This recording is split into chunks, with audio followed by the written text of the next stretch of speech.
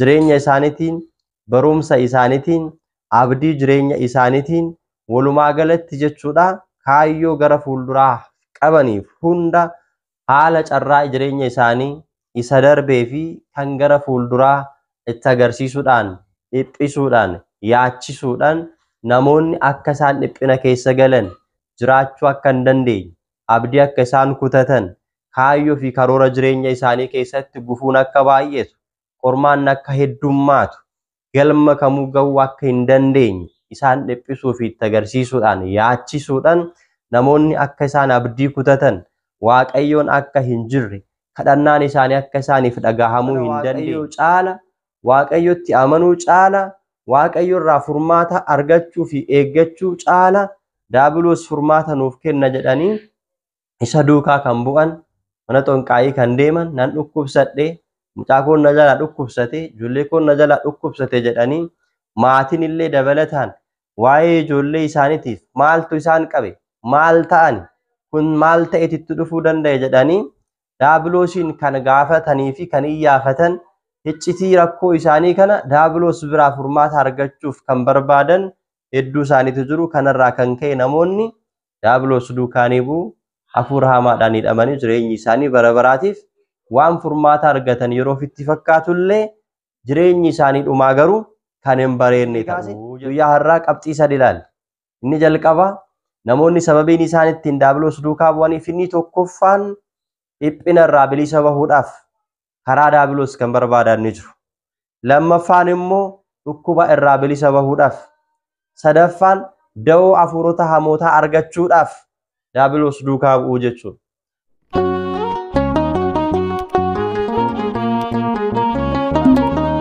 Maqaa Abbaa kan Ilmaa kan Hafuura Qulqulluu Waaqa tokko. Amiin. Kabajamtootaa fi jaalatamtoota maatiiwwan Waaqayyoo ijoolleen tawaahidoo hundumti keessan bakkaa fi lafa jirtanitti nageenya Waaqayyoo isiniif haa baay'atu akkam jirtu. Galanni ulfinni Waaqayyoodhaaf haa ta'u nagaa kooti. Guyyaa har'aa kana tooftaawwan hafuuronni hamoonni ilma namaa ittiin miidhan kan jedhu kutaa tokkoffaa waliin laallaa jechuudha. Barnoonni kun itti fufa jechuudha.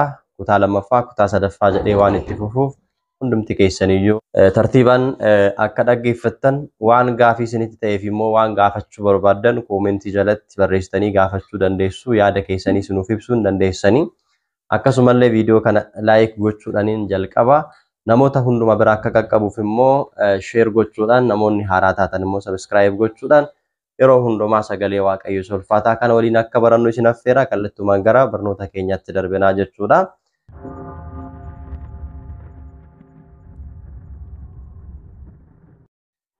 Hafuuronni hamoonni yookiin immoo hafuuronni seexanootaa jechuudha. Kallattii adda addaatiin namoota ni miidhu.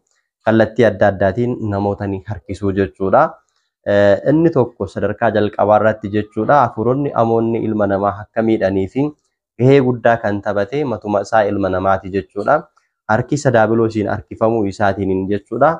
Dhiibbaa guddaa ofirratti ni geessisaa jechuudha dhalli namaa. Dhalli namaa abboomii fi ajaja Waaqayyoo dhiisurraa kan ka'e cubbuu hojjechuu isaatiin kan ka'e gochaa fi harkisa daabiloosiitiin harkifamee kiyyoo daabiloos keessa galuudhaaniin jireenyi isaa kan abaarame ni ta'a jechuudha. Sababoonni namoonni immoo hafuura hamoo kanaatiin harkifamaniif yookiin immoo duukaa bu'anii fi ittiin miidhamaniif maali yoo jenne sadarkaa jalqabaa irratti jechuudha. Namoonni baay'een hafuura Waaqayyoo irra jechuudha. Hafuurri seexanaa fi gochaan hafuura seexanaa isaan harkisa jechuudha. Sababa kanarraa kan ka'e immoo Waaqayyoo irraa addaan ni ba'anii ni abaarramanii jechuudha. Macaafa qulqulluu irratti raajichi Ermiyaas akkana jedhee barreesse. Namni nama amanatu jabina irree isaa kan fooniis kan abdatu yaada isaa Waaqayyoo irraa kan deebisu inni abaarramaadha nuun jedhee Ermiyaasii boqonnaa 17 lakkoofsa 5 irratti akkuma dubbatu jechuudha. Namoonni hedduun abboommii fi seera Waaqayyoo jalaatii bahanii gochaa fi seera daabiloos hordofuudhaan abaarsa kan ofirratti fidan hedduudha jechuudha. Abboommii Waaqayyoo dhiisuudhaan Waaqayyoon hordofuu dhiisuudhaan daabiloosii fi gochaa isaa hordofuudhaan namoonni abaarsa ofirratti fiduu jechuudha.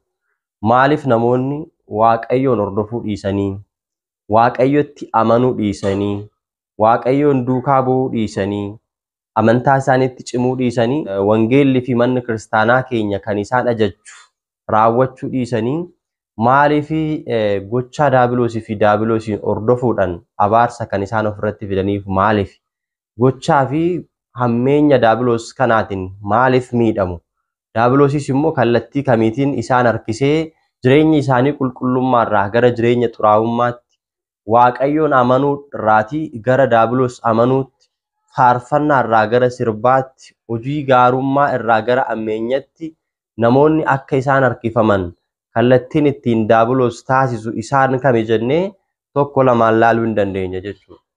Namoonni mana waaqayyoo keessaa kallattiin isaan ittiin bahanii harkisa daabiloosii fi gochaa isaa duukaa bu'anii fi muraasa kan ilaallu yoo ta'e dhiphachuudhaan yookiin immoo afurri hamaan kun isaan dhiphisuudhaan jechuudha.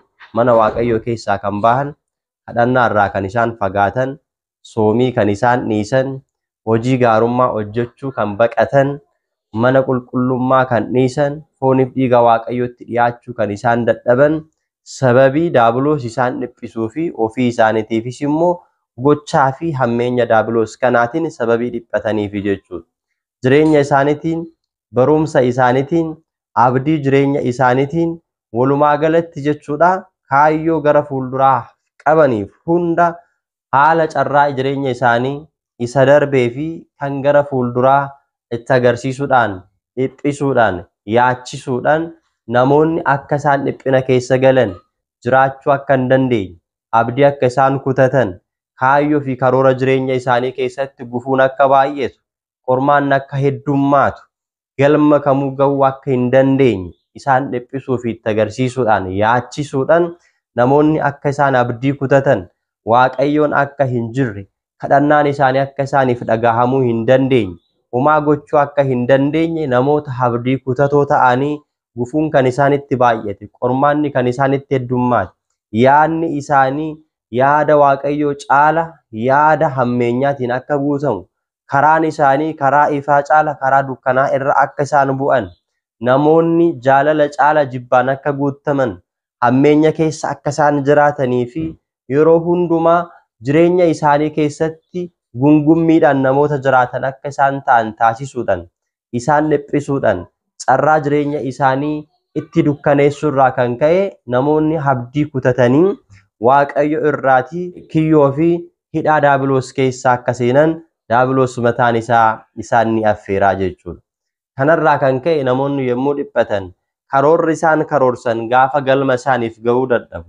Jireenya isaanii keessatti bu'aa ba'iin gaafa baay'atu qorumsi gaafa itti heddummaatu mana waaqayyoo keessatti kadhannaadhaanis dhaabbatanii kan kadhataniif deebii gaafa dhaban sababa diinni yookiin daabiloos carraa jireenya isaanii cufee fi waaqayyoon nan dhagahu jedhanii abdii kutanii akka waaqayyoon isaan jalaa calliseetti itti fakkaatee kanaaf immoo furmaata naaf ta'uu danda'a qoomee asiinis nan yaala jedhanii mana waaqayyoo keessaa bahanii mana daabiloosiin kan deemanii fi kiyyoo fi adeemsa daabiloos keessa kan isaan galan kaayyoo fi karoora daabiloos duukaa kan isaan bu'an sansalata diinni diriirse dirii inni kaa'e kana irra deemanii kiyyootti kan isaan galan tokko isa kana jechuudha. Kanaanis daabiloos jireenya ilma namaa ni miidhaa jechuudha. Kanarraa kan ka'e namoonni daabiloosiin ni hordofu jechuudha. Lammaffaan immoo dhiphisuu fi dhiphachuurraa kan ka'edha jechuudha. Dhiphisuu fi dhiphachuu gaafa jennu namni mataadhuma isaatiin jireenya isaa foon irratti kan hafuuraa irratti gaa'ela isaa irratti fayyaa isaa irratti dhiphinni kan itti baay'atee fi bu'aa ba'iin kan itti heddummaate gaafa ta'u ni dhiphata jechuudha. Yaadee karoorsee bakka karoorsee fi bakka yaadee ga'uu gaafa dadhabu hojjetee milkaa'uu gaafa dadhabu namoota biratti jaalatamummaa gaafa dhabu jireenya isaa keessatti gammachuu fi boqonnaa gaafa dhabu rafee irriiba gaafa dhabu boqonnaa gaafa dhabu namni ni dhiphata jechuudha. Dhiphina kanarraa hoo maaltu furmaata naaf ta'uu danda'a? Maaliin boqochuu danda'a jedhee yaadaa jechuudha. Kanaatiin boqochuu nan danda'a jedhee kan inni yaadu furmaata naaf ta'a jedhee kan inni yaadu namoonni hedduun mana waaqayyoo deemuu caala gara waaqayyootti dhiyaachuu caala gabbii galanii waaqa dhiifama gaafachuu caala abdii kutanii waaqayyoon naaf hin dhagahu waaqayyoon hin jiru kanaan durayyuu waaqayyoon nan dhageenye otoo waaqayyoon jiraatee maaliifan qorumsa kana keessa galaa maaliifan akkanatti dhiphadhaa dhiphina kiyya keessatti maaliif na laalaa maaliif ba'aa kiyya narraa fuudhee nan boqochiisnee maaliif jireenya kiyya naaf hin eebbifne jedhee namoota warra mana waaqayyo keessaa bahanii jireenya foonitti qannootti warra jiraatan jireenya foonitti kan isaanitti tole ilaalanii abaluyyuu maal ta'e kunoo jireenya gaarii jiraata ani maaliifan mana waaqaa keessatti dhiphadharee waaqeffachuun kiyya amanuun kiyya dhiphina jalaa erga nan baafne maal laaf godharee jedhanii gammachuu foonii ilaalanii diinni kan carraa isaanitti cufee fi jireenya isaanii kan hidhe akka waaqayyoon yaadee carraa jireenya isaanii hidhee akka waan waaqayyoon isaan hin beekneetti ilaalanii jechuudha. Namoonni hedduun dhiphachuurraa kan ka'e mana waaqayyoo keessaa bahanii daabiloos duukaa bu'u jechuudha. Namoonni mana waaqayyoo keessaa bahanii daabiloos duukaa kan isaan bu'anii fi akkasuma immoo daabiloosis kallattiiwwan isaan ittiin dhiibbaa irratti geessisuuf ittiin miidhu keessaa tokko dhukkubaanii jechuudha. Namoonni gaafa dhukkubsatan, gaafa algaa irratti afan, gaafa manatti ol deebi'an, ijji isaanii, lukti isaanii, harki isaanii, kutaalee qaama isaanii keessaa inni tokko gaafa fayyaa dhabu, gaafa boqonnaa dhabu ni dhiphatu jechuudha. Kanaaf immoo fayyina argachuudhaaf, boqonnaa argachuudhaaf namoonni filannoo isaanii bakka adda addaa taasisu. Namoonni hafuura hamaadhaan qabamanii dhiphatanii gaafa jiruu fi jireenya isaanii keessatti fayyaa dhabanii manatti ol deebi'an, siree irra gaafa ciisan, mana yaalaa deemanii yaallamanii firiin yaala isaanii gaafa dhabamu, argamees qorichii fi dawaan isaanii kennamu kan furmaata isaaniif hin kennine, dhibee sana kan isaan irraa hin dhaamne fi isaan hin boqochiisne gaafa ta'u, filannoo gaafa dhaban kallattii adda addaatiin filannoo isaanii duukaa bu'u jechuudha.